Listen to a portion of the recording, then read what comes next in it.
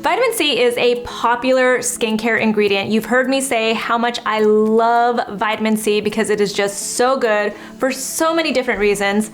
But you know what? It's not for everybody. And so this video today is a video about vitamin C alternatives. So I wanted to do this video because while vitamin C has grown in popularity, and it's only going to continue growing in popularity, I'm starting to now see more messages from people here and there where they're like, I have tried every vitamin C possible and it just does not agree with my skin. So for this video, we're gonna talk about the benefits of vitamin C, L-ascorbic acid to be exact, and also some of the cons of vitamin C, the reasons why people can't tolerate it sometimes. And then we'll talk about vitamin C derivatives as well as other ingredients in general that you can use in place of vitamin C. For this video, I decided to reach out to Esther Olu. She is a cosmetic chemist. She knows a lot about ingredients, and you can also find her on Instagram talking about different types of skincare ingredients. She's at Melanin Chemist. I also decided to reach out to cosmetic chemist Krissie Gerard, who also happens to be someone that I work with on NATURIUM. She constantly helps me figure out how to break down different ingredients and explain it to all of you. That said, if you are new to my channel, my name is Susan Yara. I have been in the beauty industry for 2 decades. I started off as a beauty editor. I now have my own skincare line, and I love to talk about skincare and beauty on this channel. If that sounds good to you, make sure you like this video and subscribe. All right, so when I'm talking about vitamin C, I'm specifically referring to L-ascorbic acid or ascorbic acid. It's a powerful antioxidant and probably the most well-researched antioxidant when it comes to skincare. It is the ingredient that we know does all of these wonderful things that people gush about when they talk about vitamin C. We know it helps to brighten and even your skin tone. We know that it helps with, anti-aging and stuff because it helps to boost collagen production. And we also know that it helps to boost the efficacy of your sunscreen because it fights free radicals. That's the main thing that antioxidants really do, is they fight free radicals. You think of vitamin C and you think of free radical scavengers. My favorite analogy that I used to hear about vitamin C is that it's kind of like Pac-Man when it comes to, free radicals. It's just out there like munching away at the free radicals and protecting your skin, right? So it is a wonderful ingredient to have in your skincare routine and great to use in the morning. I have a few videos on vitamin C and why I love it so much. It is a must-have ingredient for my personal skincare routine, especially in the morning time, but I'll leave links in the description box to all of those videos for you. But let's talk a little bit about the cons of vitamin C, again, of L-ascorbic acid specifically, right? So if it sounds so good, why wouldn't people like it? Why wouldn't people use it? I think the biggest reason why people tend to skip it is that it is very unstable. It's so unstable that you don't actually know if you're getting any of those benefits of your vitamin C. And that can be a very big issue because formulation matters, freshness of the product matters, the way the product is packaged matters. There are so many different factors that play into how good a vitamin C product can actually be and how effective it can be for your skin. So that's one of the main reasons why people tend to skip it. And that actually leads to one of the other issues of L-ascorbic acid, and that's that it can be very irritating for the skin. And there are 2 reasons for that. One, if it is in a very high concentration, you always have a little bit more of a chance of irritation. The higher the percentage and concentration, the higher the chance of irritation. It doesn't mean that you should skip all high concentrations. It just means there's always a higher chance for that. But also, to be truly, truly effective, L-ascorbic acid, when it's in a free-flowing formula, where it's really just like L-ascorbic acid with other ingredients in it, and there isn't like other technology like encapsulation or conjugation and all of that kind of stuff happening with the formulation, then you have to have a pH of 3.5 to be truly, truly effective. And that low pH can contribute to irritated skin because it makes it really acidic. That said, formulation truly matters when it comes to your vitamin C, especially if it's a vitamin C serum. My brand, we decided to go with something called conjugation. It's a form of encapsulation that makes sure that the L-ascorbic acid not only can be in a better pH, a more comfortable pH for your skin, but it also remains more stable and it can penetrate your skin a lot better. So there are tons of other brands out there. It's not just my brand that's doing this. There are tons of other brands that are looking at the way that they're using vitamin C, L-ascorbic acid in their formulations. And I think that's a really good sign because we're just going to continue getting better and better vitamin C products on the market. That said, I have seen so many people say that they have tried every product out there on the market that has vitamin C in it, and it just is not compatible for their skin. It's causing them irritation, sensitivity, breakouts, you name it. They just do not love L-ascorbic acid. That's when I tell people to try a vitamin C derivative. So why should you use a vitamin C derivative? That's probably one of the biggest questions that I get. And I see a lot of people complain about vitamin C derivatives and they say things like, oh, it's not as effective as L-ascorbic acid and it's just not going to be the same.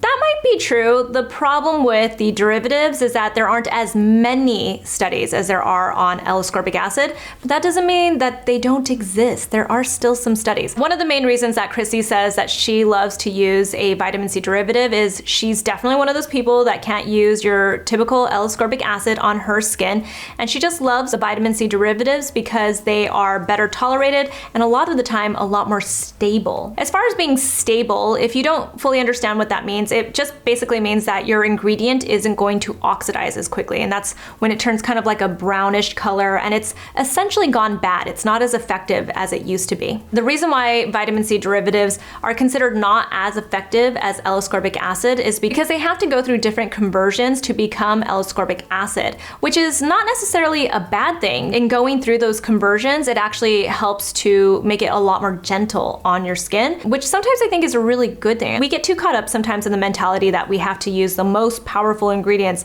at the highest concentrations to be able to see any type of effectiveness. One ingredient for me, for instance, is tretinoin. It's just way too strong for my skin when I try to introduce it at a clinically effective level. So I have to start really low with it. But I know if I go with just like a simple over-the-counter retinol that has to go through 2 different conversions to become, tretinoin, or even, retinaldehyde, which is only 1 conversion to tretinoin, I know that I'm just gonna do so much better with those types of ingredients versus the pure tretinoin. It's just going to be so much harder on my skin and it's almost impossible for me to acclimate to it. Whereas these other ones, great. So this is the same thing for people with vitamin C sensitivities. If you can't tolerate L-ascorbic acid, you go for the derivatives that are a lot more gentle and can get you to where you want to be with your skin. It just takes a little bit more time. Some of the popular vitamin C derivatives out there are sodium ascorbyl phosphate. There's also 3-O-ethyl ascorbic acid, which is becoming one of the really popular ones.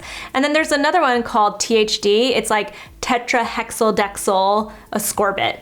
I think I said it right actually, the first try. That happens to be Krissie's favorite because it's oil soluble, which makes it very skin compatible. Like I said, it is much more gentle on your skin, but she also loves it because just like ascorbic acid, it is proven to help brighten your skin and also boost collagen production. And actually, one of my favorite vitamin C products, like the first one that I really started to just love vitamin C and really start talking about it on my channel, was by Sunday Riley, and THD is the active ingredient in that one. Another product that I love and I've talked about a lot on this channel is by OLEHENRIKSEN. It's their Banana Bright Vitamin C Serum that uses that 3-O-ethyl ascorbic acid ingredient, and it's just a beautiful vitamin C serum. Now that we've talked about the vitamin C derivatives, you could still be telling me that you just want to skip vitamin C altogether. You have tried ascorbic acid, you have tried all of the derivatives for vitamin C, and they just don't work for your skin. Well, guess what? It is okay to just cut it out of your skincare routine. Sometimes there are ingredients that just aren't made for you, and that is okay because there are so many other products and ingredients on the market that can help you achieve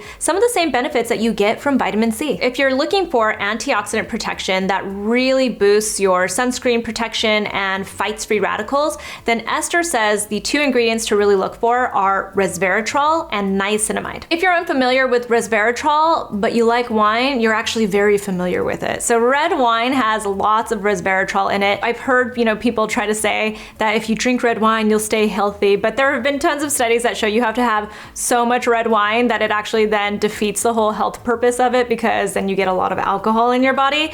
But resveratrol itself has been proven to be a very strong antioxidant, and it's starting to be used more and more in skincare. The brand that comes to mind for me is Caudalie. Grapes are especially, like that focus of Caudalie, and they have a whole resveratrol line. The reason why Esther says that she loves resveratrol is because it's very anti-inflammatory and it also can help support your skin barrier. Now, when it comes to niacinamide, you know I love niacinamide. It is an amazing skincare ingredient, and it has so many of its own benefits, including benefits that are very similar to vitamin C.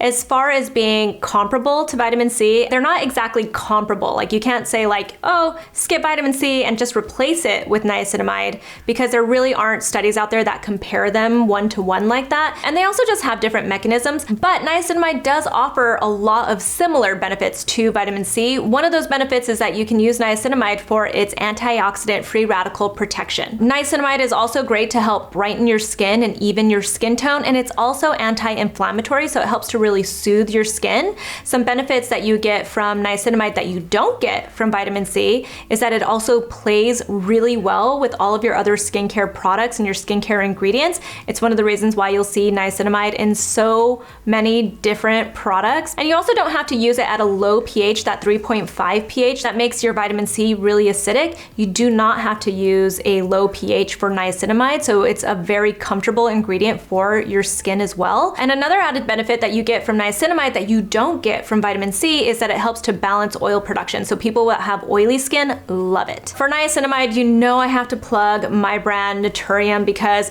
our niacinamide serum 12% plus zinc 2% is one of our best-selling products. I mean, we sell one of these every minute. That's crazy, right? People love this. It has transformed a lot of people's skin, and I just get so many messages from people saying that they love this serum so much. So if you're looking for a niacinamide serum, this one from my brand, NATURIUM, we have lots of products that have niacinamide, and it's for good reason. Now, when it comes to brightening of the skin, you have heard me talk about this ingredient so many times, because it is truly, I mean, I called this the year of azelaic acid. Azelaic acid is really great to brighten and even your skin tone for a number of reasons, and that's truly what makes it so different from vitamin C. It's a dicarboxylic acid, which I know doesn't really mean that much if you don't understand what all these different ingredients are, all these like scientific names for them, but it does mean it's a different acid than the typical ones that we tend to hear about, like your chemical exfoliants, for instance.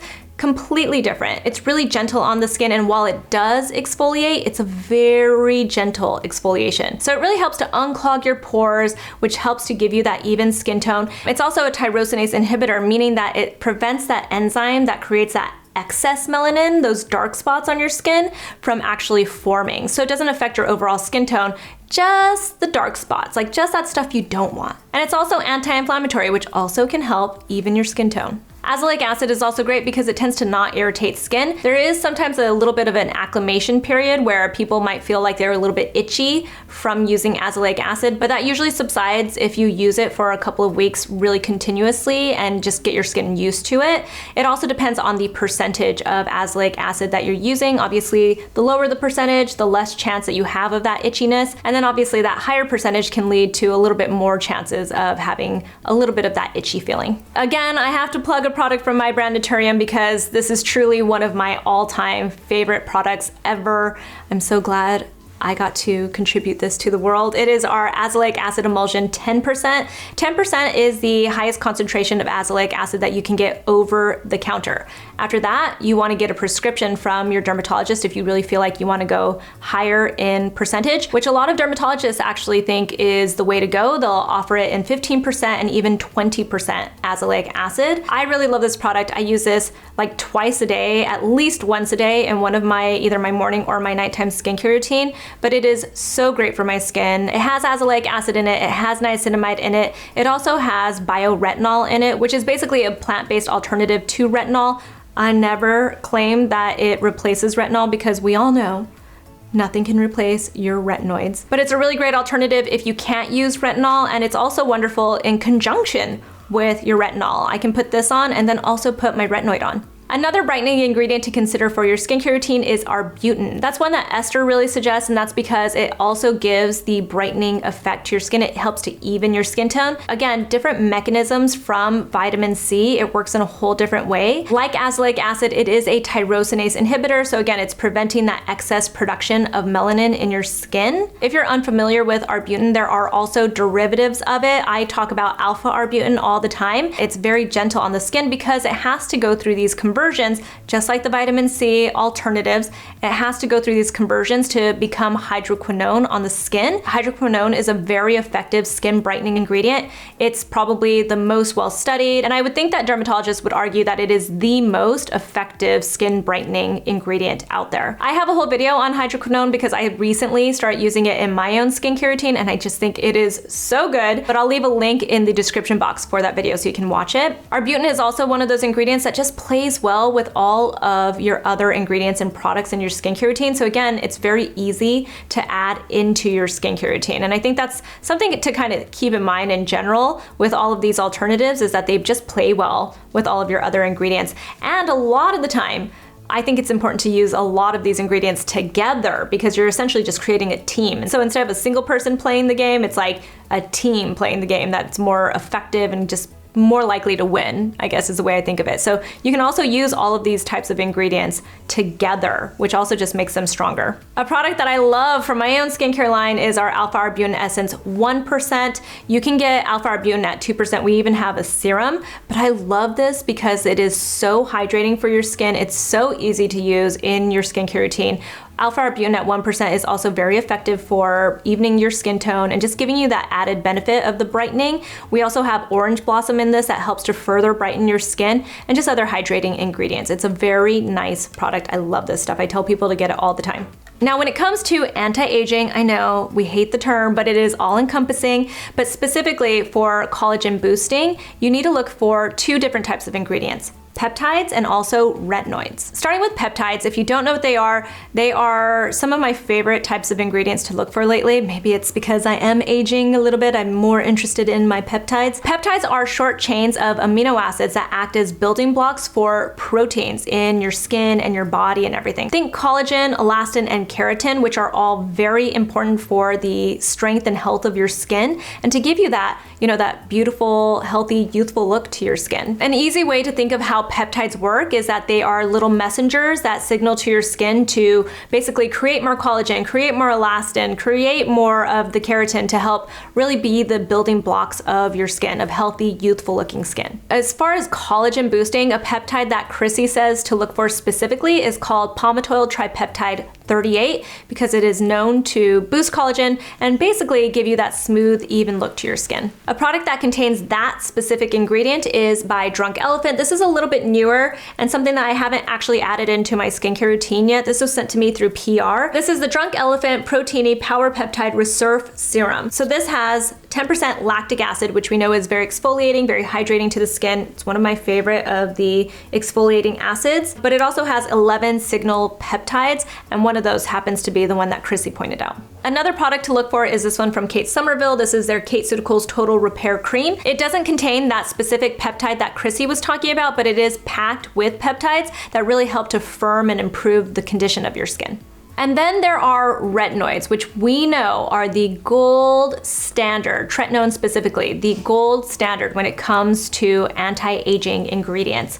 It helps to stimulate skin cell turnover, it helps to boost collagen production, it helps make your skin look bright and even and gorgeous, and it is just amazing. It is the ingredient that I think everyone should get into their skincare routine at some point, whether it is an over-the-counter retinol or if it is a prescription tretinoin. If you're going for prescription tretinoin, you either have to see your dermatologist for a prescription, or you can go with one of the companies online now that really just help you connect with an online dermatologist and then get your prescription. The one I've been doing is Apostrophe. They first started me on 0.025% tretinoin, which is pretty much the recommended amount to really start seeing those benefits. You can get it a little bit higher as well, but for me that just turned out to be too strong. I tried it in so many different ways. I tried all the tips that I've given to you guys. I've sandwiched it with moisturizer. I have, used it once a week, bumped it up to twice a week. I can never get past twice a week with 0.025%. So they recently bumped me down to a slightly lower percentage, and I have been